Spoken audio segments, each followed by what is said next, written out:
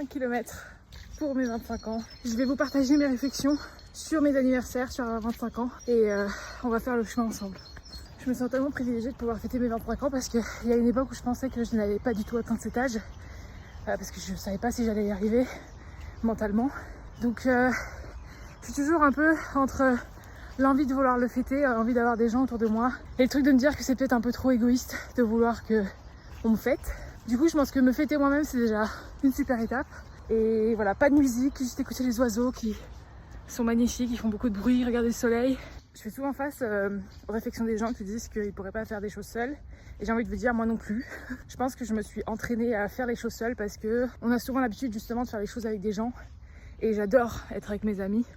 Mais voilà, parfois je pense que c'est bien aussi d'essayer de faire des choses seules. Parce que si on attend toujours les gens, malheureusement il y a plein de choses qu'on ne fait pas. Mais voilà, et un jour, vous allez rencontrer quelqu'un qui vous rejoindra dans vos aventures et ce sera super. Moi il y a encore des choses que je faisais seule il y a 3 ans que j'arrive plus trop à faire aujourd'hui. Donc j'essaye aussi de me réentraîner à faire des choses seule. En ce moment je suis plus à vouloir rester dans mon lit pour rien foutre, scroller sur internet, regarder des vidéos sur YouTube. Et à chaque fois je veux toujours prendre plus de temps pour faire ça alors que pas très productif. Et donc c'est vrai qu'aujourd'hui quand je me suis réveillée j'avais plus envie de rester dans mon lit, scroller pendant 5 heures et en fait ça m'apporte rien parce qu'à la fin je suis quand même pas plus reposée. Je pense que c'est important de voir ces petites victoires dans la vie, c'est-à-dire que moi c'est vrai que je me suis dit que j'allais fêter mes 25 ans avec un job, un appartement seul, j'aurais ma vie bien rangée entre guillemets aux yeux de la société, je serais utile à la société aux yeux de la société.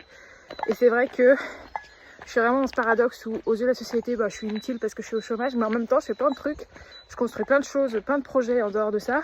J'ai 24 ans et j'ai quand même fait plein de choses depuis. J'ai eu mon diplôme de master, pas mal. J'ai fini une année aux États-Unis, donc ce qui était mon rêve depuis des années.